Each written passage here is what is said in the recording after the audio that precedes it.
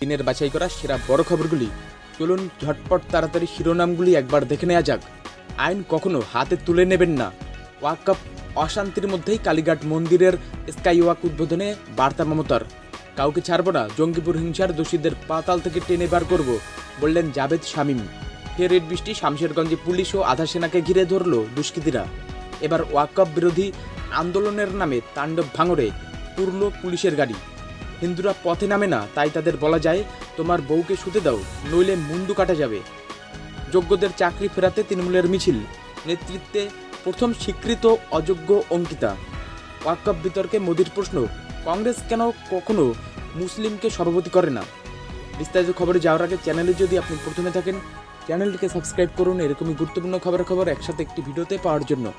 অবশ্যই ভিডিওটিকে লাইক করবেন আর কমেন্টে জানান বর্তমান পরিস্থিতি সম্পর্কে আপনার কি মতামত।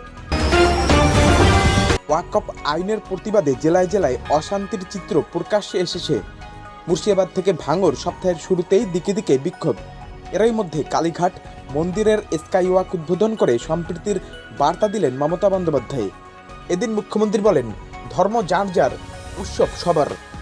অন্য অনুষ্ঠানে গেলে আমার পদবি পাল্টে দেওয়া হয়, আমি যে কোনো ধর্মের পাশে দাঁড়াই।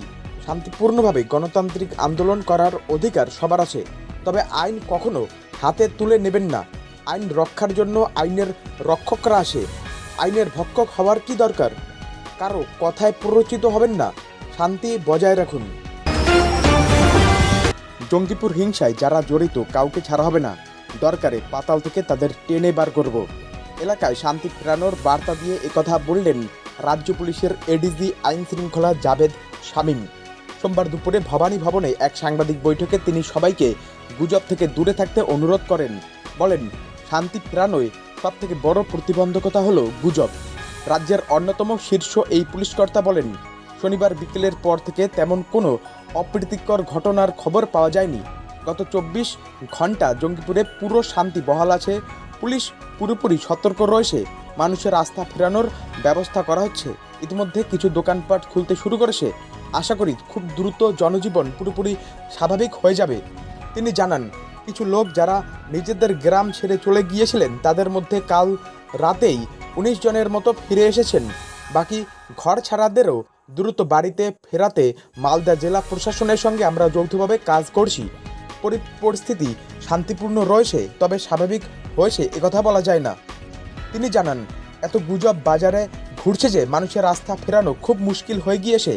গুজব ছড়ানো বন্ধ করতে আমরা বেশ কিছু জায়গায় ইন্টারনেট বন্ধ করেছি, তবে আশেপাশের এলাকার মোবাইল টাওয়ার ব্যবহার করে গুজব ছড়ানো হচ্ছিল, তাই মালদা ও বীরভূমের কিছু এলাকায় ইন্টারনেট বন্ধ করা হয়েছে। তবে নতুন জায়গায় ইন্টারনেট বন্ধ করা হয়েছে এই তথ্য ঠিক নয়। গুজব ছড়ানোটা সবার আগে বন্ধ করতে হবে। পুলিশের দাবি, সাম্প্রদায়িক হিংসা কবলিত জঙ্গিপুরের পরিস্থিতি নিয়ন্ত্রণে। আর তারই মধ্যে ফের পুলিশ ও আধা সেনার উপর হামলার ঘটনা ঘটল শামশেরগঞ্জে। সোমবার শামশেরগঞ্জের জাফরাবাদে গিয়েছিলেন সিপিএমের রাজ্য সম্পাদক সেলিম। তিনি এলাকা ছাড়তেই হামলার মুখে পড়েন পুলিশ ও আধা সেনার সদস্যরা। দ্রুত সেখানে বিশাল পুলিশ বাহিনী পৌঁছে পরিস্থিতি নিয়ন্ত্রণে আনে। সোমবার শামশেরগঞ্জের জাফরাবাদে গিয়েছিলেন সেলিম। এখানেই বাড়ি থেকে টেনে বার করে এলোপাথারি কুপিয়ে খুন করা হয়েছিল পেশায় মৃৎশিল্পী বাবা ও ছেলেকে। সেখানে গিয়ে গ্রামবাসীদের সঙ্গে কথা বলছিলেন সেলিম। অভিযোগ, তখন ইট পাটকেল ছুটতে শুরু করে কিছু দাঙ্গাবাজ। তখন প্রাণে বাঁচতে সেখানে মোতায়েন আধা সেনার জওয়ানদের কাকুতি মিনতি করতে থাকেন স্থানীয়রা। এরপর পরিস্থিতি নিয়ন্ত্রণে আনতে তাদের আমবাগানের দিকে তাড়া করেন সেখানে উপস্থিত বিএসএফ জওয়ান ও পুলিশকর্মীরা। স্থানীয়রা জানিয়েছেন, আমবাগানের ভিতরে পুলিশ ও কেন্দ্রীয় বাহিনীর জওয়ানদের ঘিরে ধরে দাঙ্গাকারীরা। তখন প্রাণ বাঁচাতে কিছুটা পিছু হটে পুলিশ। এর কিছুক্ষণের মধ্যে এলাকায় পৌঁছয় বিশাল বাহিনী। এরপর হামলাকারীদের পিছু হটিয়ে দেয় তারা। এই ঘটনার পর জঙ্গিপুরে শান্তি কতটা ফিরছে তা নিয়ে প্রশ্ন উঠছে, পুলিশ কি শুধুই কথার কথা বলছে? কোন ভরসায় বাড়ি ফিরবেন ঘরছাড়ারা? ওয়াকফ বিরোধী আন্দোলনের নামে এবার তাণ্ডব চলল দক্ষিণ 24 পরগনার ভাঙড়ের সোনপুরে।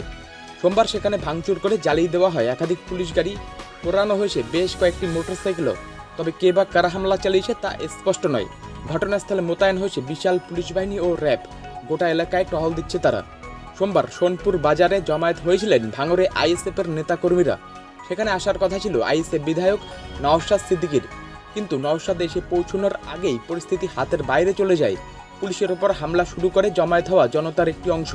পুলিশের গাড়ি সহ সেখানে দাঁড়িয়ে থাকা একাধিক গাড়ি ও মোটরসাইকেল ভাঙচুর করে জ্বালিয়ে দেওয়া হয়। প্রাণ বাঁচাতে এলাকা ছাড়েন কলকাতা পুলিশের কর্মীরা। খবর পেয়ে ঘটনাস্থলে পৌঁছয় বিশাল পুলিশ বাহিনী ও র্যাব। তারা পৌঁছে পরিস্থিতি নিয়ন্ত্রণে আনে। এই ঘটনায় এখনও পর্যন্ত কোনো হতাহতের খবর নেই। বলে রাখি, সোমবার কলকাতার রামলীলা ময়দানে আইএসএফের সভায় যেতে বাধা দেওয়া হয় দলের নেতা ও কর্মীদের। ভাঙড়ের বৈরামপুরে তাদের বাধা দেয় পুলিশ। এরপর সোনপুর বাজারে সভা হবে বলে ঘোষণা করেন নওশাদ। তবে নওশাদ সেখানে পৌঁছানোর আগেই রণক্ষেত্রের চেহারা নেয় এলাকা।